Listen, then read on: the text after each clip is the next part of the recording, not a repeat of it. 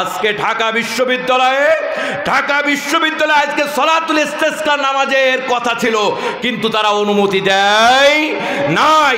কিন্তু হিন্দুদের, বৌদ্ধদের তাদের পূজা অনুষ্ঠান, তাদের কর্মকাণ্ড করার জন্য পুরোটাই খুলে দিয়েছে। আজকে মুসলমানের দেশ, বড় দুঃখের কথা, বড় যন্ত্রণার কথা, ইফতার মাহফিল পর্যন্ত করতে দেওয়া হয় না। এই জাতির জন্য এটা সবচেয়ে বড় কলঙ্কের। তাদের সামনে যখন এই সমস্ত মূর্তির কথা বলা হয়, তাদের সামনে যখন আল্লাহ বিরোধী কথা বলা হয়, তাদের সামনে যখন হিন্দুত্ববাদ, কৃষ্টি কালচার নিয়ে কথা বলা হয়, তারা কোনো কথা বলে না।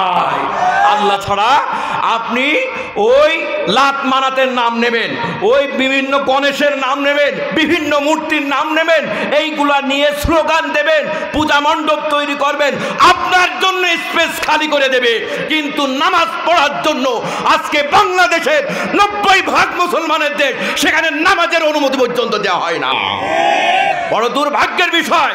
আপনারা হয়তো দেখেছেন পেপার পত্রিকায়, আজকে প্রচন্ড তাপদাহের কারণে যখন মানুষ হাঁসফাঁস করছে, টিউবওয়েল গুলোতে পানি উঠছে না, মোটর গুলোতে পানি উঠছে না, ধানের ভুঁইগুলো হাহাকার হয়ে গেছে, ফেটে চৌচির হয়ে গেছে, সেই সময় যখন সালাতুল ইস্তিসকা, বৃষ্টি প্রার্থনার নামাজ আদায় করার জন্য সমস্ত আলেমরা যখন ঐক্যবদ্ধ হয়ে মাঠে নামছে, সেই সময় তারা নামাজ পড়ার মতো জায়গাও দিতে চাচ্ছে না।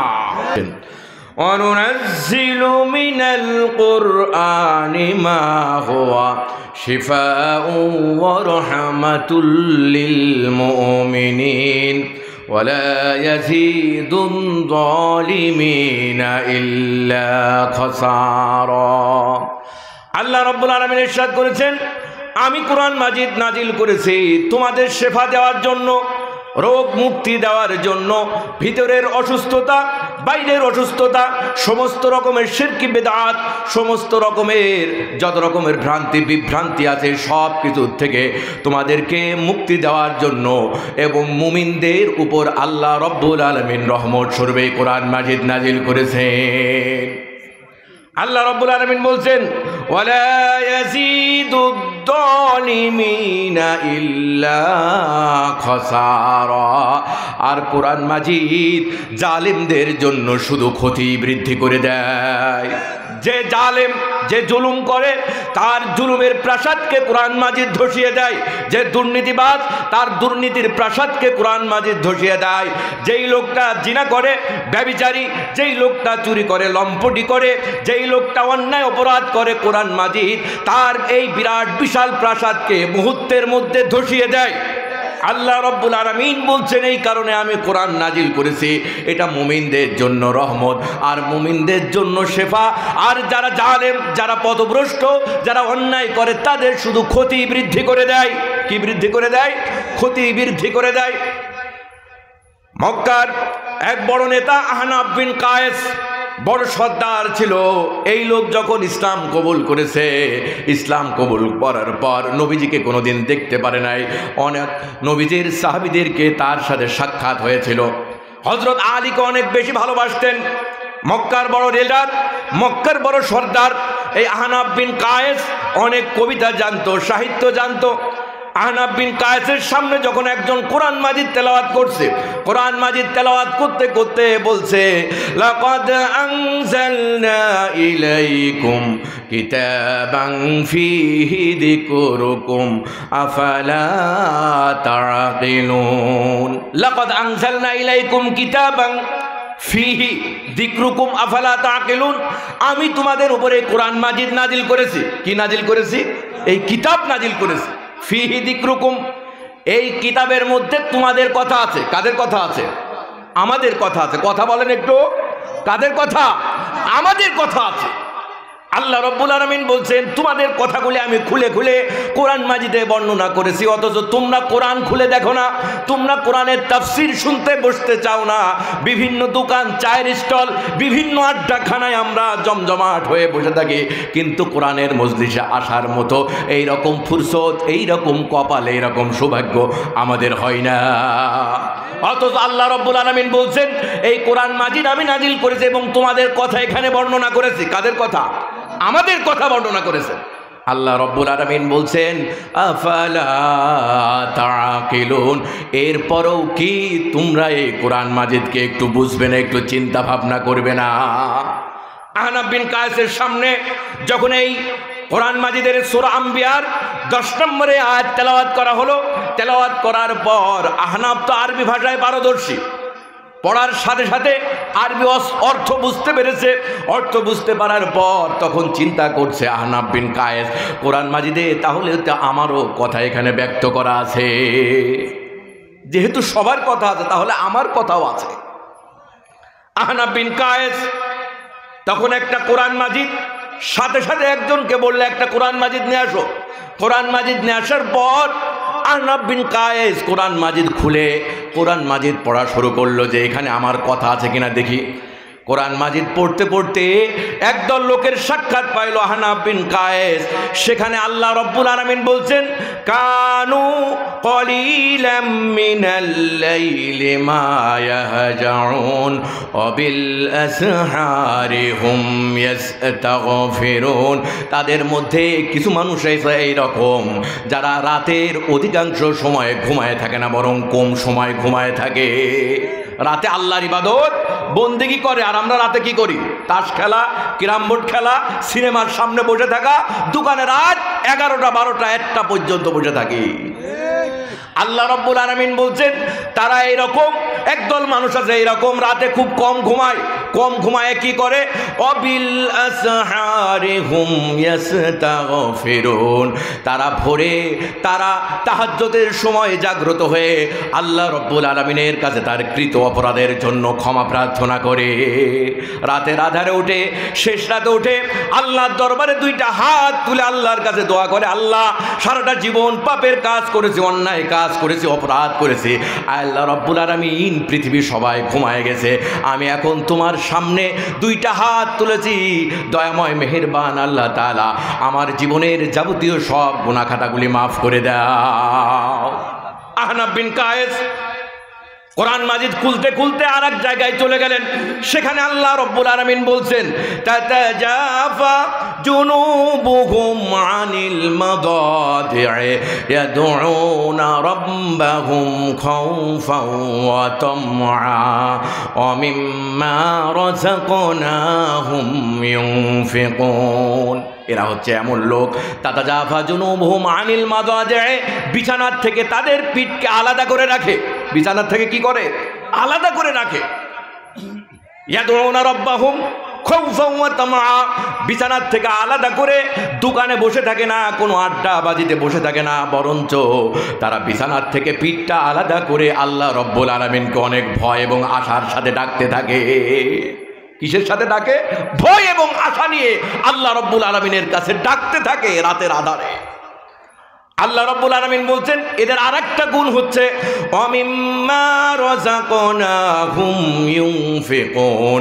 আর আল্লাহ রব্বুল আলামিন যেই সম্পদ দিয়েছে সেই সম্পদ থেকে সে সমস্ত সম্পদ আল্লাহ রব্বুল আলামিনের জন্য খরচ করে। সে মনে করে এই সম্পদের মালিক আমি না, বরঞ্চ আল্লাহ রব্বুল আলামিন আমাকে অনুগ্রহ করে এই সম্পদ দান করেছেন, সুতরাং এই সম্পদ এর হকদার গরিব, এতিম, অসহায়, মসজিদ, মাদ্রাসা, তাফসীরুল কোরআন মাহফিল, এই জন্য তারা দেদারসে খরচ করে। আহনাফ বিন কায়েস এইটা দেখে আর একটু সামনে গিয়েছে। সামনে যাওয়ার পর সূরা ফুরকান 64 নম্বর আয়াতে আল্লাহ রব্বুল আলামিন বলছেন ওয়াল্লাযীনা ইয়াবিতুনা লিরাব্বিহিম সুজদান ওয়া কিয়ামা। তারা হচ্ছে এমন লোক যারা রাতের আধারে উঠে আল্লাহ রব্বুল আলামিনের সামনে দাঁড়িয়ে থাকে এবং সিজদায় অবনত হয়ে যায়। কোরআন বলছে আম্মান হুয়া কানিতুন আনা আল-লাইলি সাজিদাও ওয়া কাইমান ইয়াহযারুল আখিরাতা ওয়া ইয়ারজু রাহমাতা রাব্বি। যারা রাতের আধারে উঠে আল্লাহ রব্বুল আলামিনের সামনে দাঁড়িয়ে থাকে, যারা আল্লাহর সামনে সিজদায় অবনত হয়ে যায় এবং আল্লাহ রব্বুল আলামিনের কাছে রহমতের আশা করে, তারা কি সেই রকম লোক? যারা এই কাজগুলি করে না, যারা রাতের বেলায় হেলায় ফেলায় কাটিয়ে দেয়, যারা আল্লাহর ইবাদত বন্দি করে না, আল্লাহর সামনে দাঁড়ায় না, আল্লাহর সামনে ক্রন্দন করে না, যারা আল্লাহর সামনে চায় না, সেই লোকটাকে এইরকম হতে পারে যেই লোকটা আল্লাহর সামনে দাঁড়ায়, তাসবিহ তাহলিল করে আল্লাহর জন্য সিজদায় অবনত হয়ে যায়, আল্লাহ রব্বুল আলামিনের সামনে দাঁড়িয়ে যায় এবং রাতের আধারে আল্লাহ রব্বুল আলামিনের কাছে ক্রন্দন করতে থাকে নিজের গুনাহের জন্য। আহনাফ বিন কায়েস, এতগুলি আয়াত চলে গেল, এত লোকজনের সাথে সাক্ষাৎ হলো, নিজেকে খুঁজে পায় না। এরপর খুঁজতে খুঁজতে আরেক দল লোকের সাথে সাক্ষাৎ হয়ে গেল।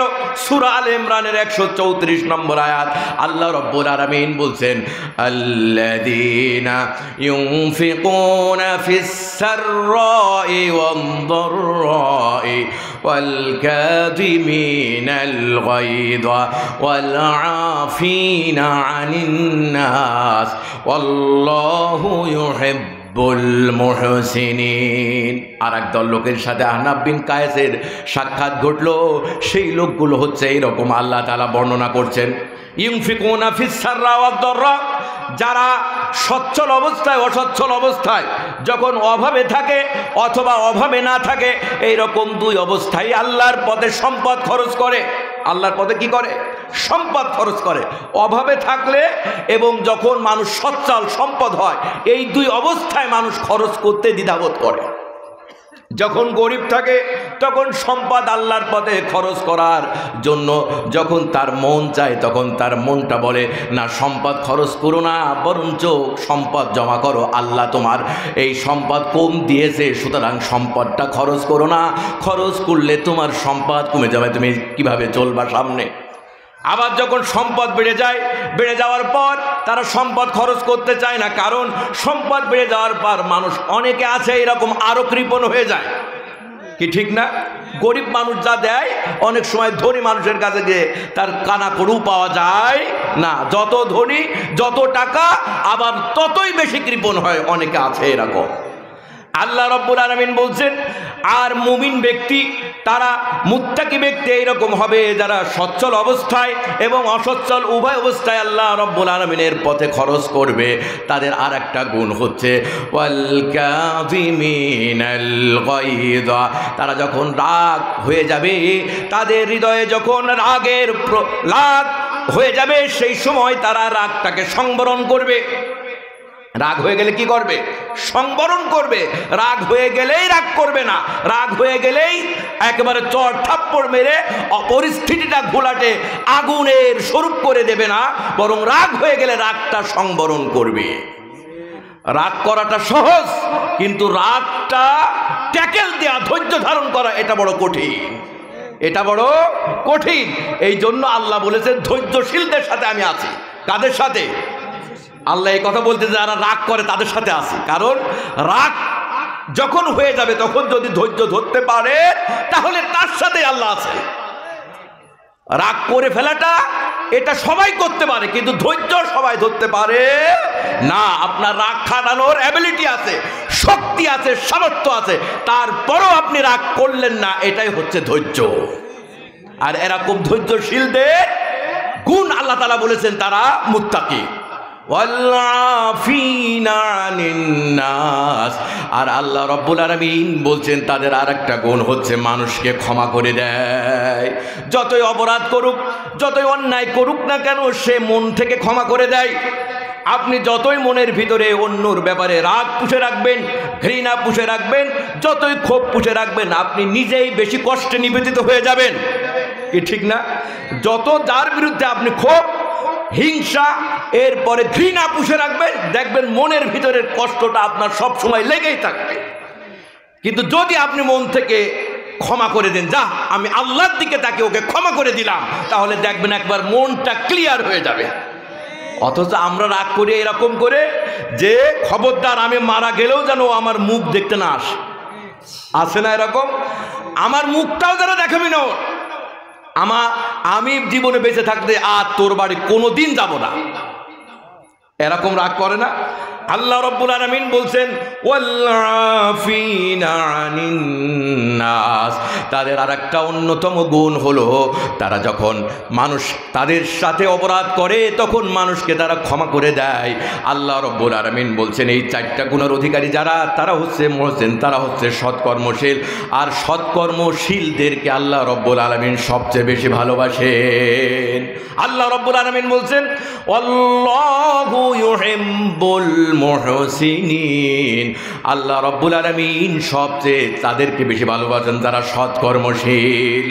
আহনাফ বিন কায়েস এই আয়াতেও তাকে খুঁজে পেল না, না পাওয়ার পর সে আরেকটু সামনে গেছে, সূরা হাশরের 9 নম্বর আয়াত। আল্লাহ রাব্বুল আলামিন বলছেন ওয়া ইউসিরুনা আলা আনফুসিহিম ওয়ালাউ কানা বিহিম খাসাসা ওয়া মান ইউকা শুহা নাফসিহি ফাউলাইকা হুমুল মুফলিহুন। আহনাফ বিন কায়েস সূরা হাশরের 9 নম্বর আয়াত যখন পড়লেন, পড়ার পর সেখানে আল্লাহ রাব্বুল আলামিন বলছেন তারা হচ্ছে এরকম লোক, অন্য লোকদেরকে তারা প্রাধান্য দেয়, নিজের অভাব অনটন থাকা সত্ত্বেও অন্য ভাইকে তার প্রাধান্য দিয়ে থাকে। অমাইয়ুকা শুহা নাফসিহি ফাউলাইকা হুমুল মুফলিহুন, যাদেরকে মনের কৃপণতা, যাদেরকে মনের সংকীর্ণতা থেকে যাদেরকে মুক্ত করা হয়েছে, আল্লাহ রাব্বুল আলামিন বলছেন এরাই হচ্ছে সফল কাম। এরাই হচ্ছে কি? এরাই হচ্ছে সফল কাম। আহনাফ বিন কায়েস এই কতগুলি আয়াত যখন পড়লেন তারপরেও নিজেকে খুঁজে পায় না।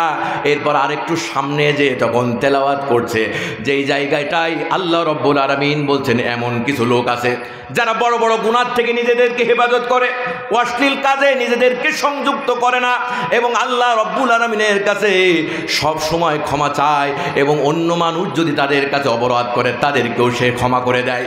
আল্লাহ রাব্বুল আলামিন বলছেন ওয়াল্লাযীনা ইয়াজতানিবুনা কাবাইরাল ইসমি ওয়াল ফাওয়াহিশা, আল্লাহ রাব্বুল আলামিন বলছেন তারা হচ্ছে এইরকম লোক যারা বড় বড় গুনাহ থেকে বেঁচে থাকে এবং অশ্লীল কাজ থেকে বেঁচে থাকে। ওয়াইদা মা গদিবু হুম ইয়াগফিরুন, আর অন্য কোন লোক যদি তার কাছে কোনো অপরাধ করে, অপরাধ করার সাথে সাথে তাকে প্রতিপক্ষ না বানিয়ে তাকে ক্ষমা করে দেয়। তাকে কি করে দেয়? ক্ষমা করে দেয়। ক্ষমা এত বড় একটা গুণ, যদি এই গুণটা আমাদের মধ্যে আসে তাহলে শত্রু আমার বন্ধু হয়ে যাবে। যার সাথে আমার এত শত্রুতা ছিল, যার সাথে আমার এত ঘৃণা ছিল, যার সাথে এত দুশ্মনী ছিল, যদি আমি তাকে ক্ষমা করে দিতে পারি, প্রতিপক্ষ না বানাই, তাহলে আল্লাহ বলেছে যে তাকেও আল্লাহ রাব্বুল আলামিন ক্ষমা করে দিবে। আমরা আল্লাহর কাছে ক্ষমা চাই, আল্লাহর কাছে দোয়া মোনাজাতে মাপ চাই, কিন্তু অন্য কাউকে ক্ষমা করতে পারি না। অন্য কাউকে যদি ক্ষমা করতে না পারে তাহলে আল্লাহ রাব্বুল আলামিন আমাকে কিভাবে ক্ষমা করবে? আমার কথা বুঝতে পেরেছেন? এই জন্য ওয়াইদা গদিবহুম ইয়াগফিরুন, যখন রাগান্বিত হয়ে যায়, কেউ তার কাছে অপরাধ করে, অপরাধ করার সাথে সাথে সে তাকে প্রতিপক্ষ না বানিয়ে ক্ষমা করে দেয়। প্রতিপক্ষ না বানিয়ে কি করে দেয়? ক্ষমা করে দেয়। আহনাফ বিন কায়েস এতগুলি আয়াত তেলাওয়াত করার পর নিজের ছবি যখন খুঁজে পেল না, না পাওয়ার পর অন্যভাবে কোরআন মাজিদে খুঁজতে লাগলো আসলে কোথায় পাওয়া যায় আমার ছবি। খুঁজতে খুঁজতে একটা জায়গায় গিয়েছে, যায় যে সেখানে আল্লাহ রাব্বুল আলামিন বলছেন ইন্নাহুম কানু ইযা কিলা লাহুম লা ইলাহা ইল্লাল্লাহু তাকবীরুন, তারা হচ্ছে সেই সমস্ত লোক যাদের সামনে একমাত্র আল্লাহ রাব্বুল আলামিনের কথা যখন বলা হয়, যখন তাদের সামনে লা ইলাহা ইল্লাল্লাহ বলা হয়, কি বলা হয়? কথা বলেন, লা ইলাহা ইল্লাল্লাহ, যা আল্লাহ ছাড়া আর কোনো মাবুদ নাই, ইস্তাকবিরুন, তখন তারা অহংকার করে, ঔদ্ধত্য প্রকাশ করে সেখান থেকে চলে যায়। আজকে দেখছেন না, যারা লা ইলাহা ইল্লাল্লাহ সৈনিক, যারা বলে এক আল্লাহ ছাড়া আমরা আর কাউকে মানব না, তারা এই দেশের সবচেয়ে নিষ্পেষিত, সবচেয়ে জর্জরিত, সবচেয়ে বেশি জুলুমের শিকার। আল্লাহ রাব্বুল আলামিন বলছেন এই সমস্ত লোক যাদের সামনে লা ইলাহা ইল্লাল্লাহ কালেমার কথা বলা হলেই তারা পৃষ্ঠ প্রদর্শন করে, অহংকার করে। ওয়ায়াকুলুনা ইন্না লাতারিকু আলিহাতিনা লিশাইরিম মাজনুন। আর তারা বলে এই পাগলের কথায়, নবীজিকে কি বলছে? পাগল। এই পাগলের কথাই কি আমরা লাত, মানাত, উজ্জা, হবল, ইয়াগুস, ইয়াউক এই সমস্ত মূর্তিগুলাকে ছেড়ে দিয়ে একমাত্র আল্লাহ রব্বুল আলামিনকে কে গ্রহণ করে নেব নাকি? আমরা গ্রহণ করব না। আহনাব বিন কায়েস আর একটু দূর গেল, আর একটু দূর যে আর একদল লোকের সাক্ষাৎ পেয়ে গেল। সূরা জুমারের ৪৫ নম্বর আয়াত আল্লাহ রব্বুল আলামিন বলছেন, যখন তাদের সামনে এক আল্লাহ রব্বুল আলামিনের কথা বলা হয় তখন তাদের মুখটা কালো হয়ে যায়। কি হয়ে যায়? কালো হয়ে যায়। তাদের মুখটা একেবারে পুড়ে ছারখার হয়ে যায়। আর তাদের সামনে যখন আল্লাহ ছাড়া অন্য কারো নাম নেওয়া হয় তখন তাদের মনটা প্রফুল্ল হয়ে যায়। আল্লাহ ছাড়া আপনি ওই লাত মানাতের নাম নেবেন, ওই বিভিন্ন গণেশের নাম নেবেন, বিভিন্ন মূর্তির নাম নেবেন, এইগুলা নিয়ে স্লোগান দেবেন, পূজা মণ্ডপ তৈরি করবেন, আপনার জন্য স্পেস খালি করে দেবে। কিন্তু নামাজ পড়ার জন্য আজকে বাংলাদেশের 90% মুসলমানের দেশ, সেখানে নামাজের অনুমতি পর্যন্ত দেওয়া হয় না। বড় দুর্ভাগ্যের বিষয়। আপনারা হয়তো দেখেছেন পেপার পত্রিকায়, আজকে প্রচন্ড তাপদাহের কারণে যখন মানুষ হাঁসফাঁস করছে, টিউবওয়েল গুলোতে পানি উঠছে না, মোটর গুলোতে পানি উঠছে না, ধানের ভুঁইগুলো হাহাকার হয়ে গেছে, ফেটে চৌচির হয়ে গেছে, সেই সময় যখন সালাতুল ইস্তেসকা বৃষ্টি প্রার্থনার নামাজ আদায় করার জন্য সমস্ত আলেমরা যখন ঐক্যবদ্ধ হয়ে মাঠে নামছে, সেই সময় তারা নামাজ পড়ার মতো জায়গাও দিতে চাচ্ছে না। আজকে ঢাকা বিশ্ববিদ্যালয়ে আজকে সালাতুল ইস্তেসকা নামাজের কথা ছিল, কিন্তু তারা অনুমতি দেয় নাই। কিন্তু হিন্দুদের, বৌদ্ধদের তাদের পূজা অনুষ্ঠান, তাদের কর্মকাণ্ড করার জন্য পুরোটাই খুলে দিয়েছে। আজকে মুসলমানের দেশ, বড় দুঃখের কথা, বড় যন্ত্রণার কথা, ইফতার মাহফিল পর্যন্ত করতে দেওয়া হয় না। এই জাতির জন্য এটা সবচেয়ে বড় কলঙ্কের। তাদের সামনে যখন এই সমস্ত মূর্তির কথা বলা হয়, তাদের সামনে যখন আল্লাহ বিরোধী কথা বলা হয়, তাদের সামনে যখন হিন্দুত্ববাদ, কৃষ্টি কালচার নিয়ে কথা বলা হয়, তারা কোনো কথা বলে না। কিন্তু এক আল্লাহর কথা যখন বলা হয়, তাওহীদের কথা যখন বলা হয়, যেন ওদের প্রাসাদে আগুন ধরে যায়। এই জন্য এই দেশের সার্বভৌম, এই দেশের স্বাধীনতা, এই দেশের ক্ষমতা যদি টিকে থাকতে হয় তাহলে এক আল্লাহর আইন এবং বিধানকে মেনেই থাকতে হবে। 90% মুসলমানকে পাশ কাটিয়ে এই দেশে কোনো আইন, বিধান, কানুন কোনো কায়েম করতে দেওয়া হবে না। হাজারো লক্ষ কোটি তাফসিরুল কোরআন মাহফিল করে আজকে আমরা অন্যায়ের বিরুদ্ধে কথা বলা ভুলে গেছি। আপনারা জানেন যে এই যে ক্লাস 6-এর বইয়ে শরীফ এবং শরীফা নামে যে গল্পটা ঢুকানো হয়েছে, সেটা আজকে পত্রিকায় এসেছে যে তারা সিদ্ধান্ত নিয়েছে এই গল্পটা থাকবে। অথচ এই গল্পের ভিতরে সমকামিতাকে, মানে ছেলেই বিয়ে করতে পারবে, মেয়ে বিয়ে করতে পারবে, এইরকম জঘন্য একটা বিষয়কে এখানে শেখানো হচ্ছে, যেই জন্য কওমে লূতকে আল্লাহ রাব্বুল আলামিন ধ্বংস করে দিয়েছিলেন, সেটা শেখানো হচ্ছে। তারা ব্যাখ্যায় এটাও বলছে যে এখানে আলেমরা কোনো কথা বলছে না, কাজেই এটা ঠিক আছে। আমাদের কথা না বলার কারণে যদি সমকামিতাকে এখানে প্রমোট করা হয়, আল্লাহর কাছে কিয়ামতের ময়দানে কোনো জবাব দেওয়া যাবে না। এই জন্য আল্লাহ রাব্বুল আলামিন বলছেন, যখন তাদের সামনে আল্লাহ ছাড়া অন্য কারো কথা বলা হয় তখন তারা খুশিতে হৃদয় বাগ হয়ে যায়। খুশিতে হৃদয় কি হয়ে যায়? বাগ হয়ে যায়। আর আল্লাহর কথা বললে কি হয়ে যায়?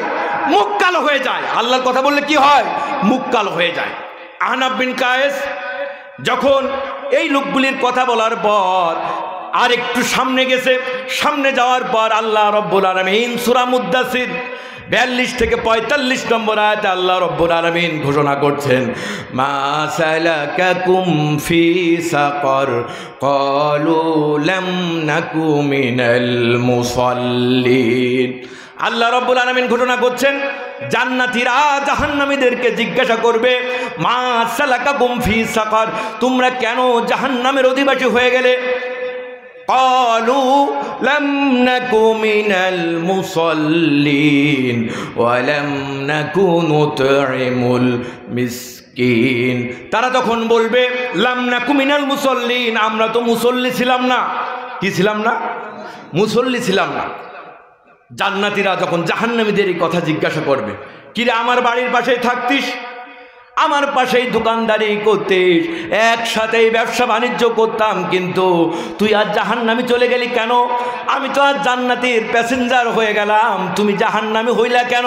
তখন সেই জাহান্নামী লোকটা বলতে থাকবে, ক্বালু লাম নাকু মিনাল মুসাল্লিন, আমি তো ভাই তোমার মতো মুসল্লি ছিলাম না।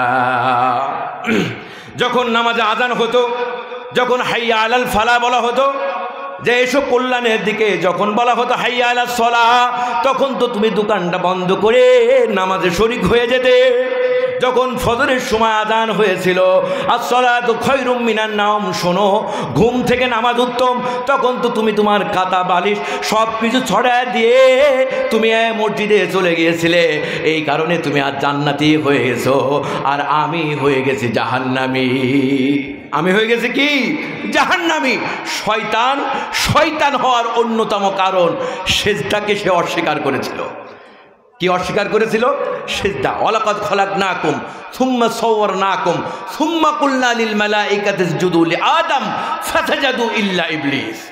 যখন আদমকে সৃষ্টি করা হলো, সৃষ্টি করার পর আল্লাহ বললেন ফাসাজাদু লিআদম, যে তোমরা সবাই আদমকে সিজদা করো। সবাই সিজদা করলো, ইল্লা ইবলিস। কে সিজদা করলো না? ইবলিস সিজদা করলো না। তাহলে যারা সিজদা করে না তারা কাদের ভাই বন্ধু? কথা বলেন, কাদের ভাই, কাদের বন্ধু? শয়তানের বন্ধু। আচ্ছা, ইবলিস ইবলিস হয়েছে কয়টা সিজদা অস্বীকার করার কারণে? কথা বলেন, একটা সিজদা লঙ্ঘন করার কারণে। ইবলিসের ইবাদত বন্দেগী বুজুর্গি এত হাই লেভেলের ছিল যে সে একটা জিন হওয়া সত্ত্বেও ফেরেশতাদের সাথে থাকত, কিন্তু একটা সিজদা, একটা আইন না মানার কারণে সে সেই বিশাল স্তর থেকে একেবারে ইবলিসে পরিণত হয়ে গেল। আর আমাদের ঈমান এতই টঙ্কো, প্রত্যেক দিন যদি 5 ওয়াক্ত নামাজ না পড়ি, অন্তত 17 রাকাত ফরজ নামাজ, তার মধ্যে সিজদা কয়টা? 34টা সিজদা। 34টা সিজদা একদিন নামাজ না করলেই আল্লাহর 34টা সিজদার বিধানকে লঙ্ঘন করা হলো। তাহলে সে আবার কত বড় শয়তান হইল? সে আবার কত বড় শয়তান হইল? এই জন্য আল্লাহ রব্বুল আলামিন যখন এই দল লোকের সাথে দেখা হলো, দেখা হওয়ার পর আহনাব বিন কায়েস তখন আবার এই দল লোকের কথা পড়তে লাগলো। তারা বলতে লাগলো, লাম নাকু মিনাল মুসাল্লিন ওয়া লাম নাকু নুতঈমুল মিসকিন, আমরা তো মুসল্লি ছিলাম না, বরং আমরা মুসল্লি তো ছিলামই না, গরিব এতিম অসহায়দেরকেও খেতেও দিতাম না, মিসকিনদেরকে খাবারও দিতাম না।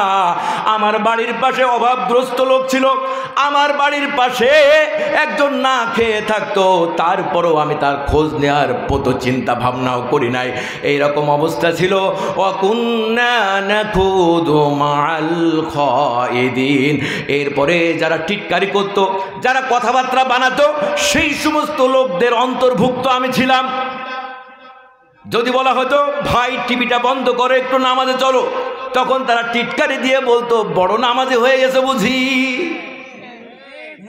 এরপরে দোকানে বসে গল্প করে, কোন হুজুরের কথা মানবে? এই হুজুর এক হাদিস দিচ্ছে আর এক হুজুর এক হাদিস দিচ্ছে, তার চেয়ে আমার মতো আমি থাকি, নামাজ কালামের দরকার নাই।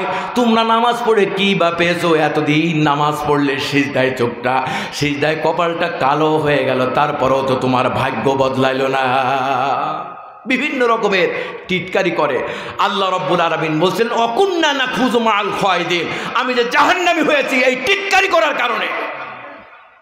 হুজুর দেখলে নাক ছিটকায়, হুজুর দেখলে কি ছিটকায়? নাক ছিটকায় যে হুজুররাই এই দেশের সমস্যার মূল, বলে না? আছে আছে এইরকম লোক। অথচ হুজুররা আপনার মতো এত বড় ব্যাংকে টাকাও জমায়নি, আপনার মতো মালয়েশিয়ায়, আপনার মতো কানাডায়, আপনার মতো আমেরিকায়, আপনার মতো সিঙ্গাপুরে এই টাকা পয়সা নিয়ে হুজুররা এরকম জমা করেনি, বাসা বাড়ি বিল্ডিংও করেনি, ব্যাংক লুট করেনি, হলমার্ক কেলেঙ্কারি করেনি, শেয়ার বাজার কেলেঙ্কারি করেনি। একটা দেশকে সমস্ত দুর্নীতি দিয়ে সমস্ত মানুষকে এইরকম অবস্থার সম্মুখীন করেছে। মধ্যবিত্ত মানুষের চলাটাই এখন দুষ্কর হয়ে যাচ্ছে। দুই বেলা খেতে পায় তো এক বেলা খেতে পারে না। এরপর বলছে অকুন্না নুকাদ্দিবু বিয়াউমিদ্দিন, আমি তো কিয়ামত দিবসকেও অস্বীকার করতাম। কি দিবসকে? কিয়ামত দিবসকেও অস্বীকার করতাম। হাত্তা আতানাল ইয়াকিন, এমত অবস্থায় মৃত্যু আমাকে গ্রাস করেছে। কি গ্রাস করেছে? মৃত্যু। এই বলতাম যে হ্যাঁ নামাজ পড়বো, মেয়েটা বিয়ে দিয়ে দিই, আবার দাড়িটা হোক, হজ করে এসে একবারে নামাজ আদায় করে একেবারে ভালো হয়ে যাব। আল্লাহ রব্বুল আলামিন এই সময়ের মধ্যে আজরাইল পাঠিয়ে দিয়েছে আর বলল আলা ইউআখিরুল্লাহ ইযা জা আজালুহা, আর সময় তোমার লাগবে না, তোমার হজও করতে হবে না, মসজিদেও যেতে হবে না, টাকা পয়সাও দান করতে হবে না, আমার কাছে আসো এবার। কড়াই গন্ডায় সমস্ত হিসাব নিয়ে নেওয়া হবে, কত ধানে কত চাল হয় বুঝায় দেওয়া হবে। আহনাব বিন কায়েদ যখন এই সবগুলো দলের লোকের কথা পড়ল, পড়ার পরে এই শেষোক্ত দলের লোক যারা নামাজ কালাম আদায় করে না, যারা লা ইলাহা ইল্লাল্লাহর কথা বললে তারা মুখ ভ্যাংচায়, তারা অহংকার করে, এইরকম পড়ার পরে সে বলল আল্লাহ আমি তোমার কাছে পানা চাচ্ছি এই লোকগুলার নিয়ে, আমি তো এত খারাপ না, আমি এত খারাপও না। আবার ওই যারা রাতের আধারে ওইটা আল্লাহর কাছে ক্ষমা চায়, আল্লাহর পথে ব্যয় করে, আমি আমার এতও ভালো না, কিন্তু আমার ছবি তো খুঁজে পাচ্ছি না কোরআন মাজিদে। এরপরে তারপরও খুঁজতে লাগলেন যে আমার ছবি অবশ্যই আছে কোরআন মাজিদে। খুঁজতে লাগলেন এরকম লোক যে গুনাহও করে আবার ভালো কাজও করে, এরকম লোকের কথা আছে কিনা। খুঁজতে খুঁজতে সূরা তওবার 102 নম্বর আয়াত, কত নম্বর? 102 নম্বর আয়াত, যেখানে আল্লাহ তাআলা বলছেন ওয়া আখরুনা আতারাফু বিদুনুবিহিম, আবার মানুষের মধ্যে এমন কিছু মানুষ আছে যারা তাদের গুনাহের স্বীকৃতি দেয়, গুনাহের স্বীকৃতি দেয়। খলাতু আমালান সালিহা ওয়া আখরা সাইয়্যা, যারা ভালো কাজও করে আবার মাঝে মধ্যে খারাপও কিছু কাজ হয়ে যায়।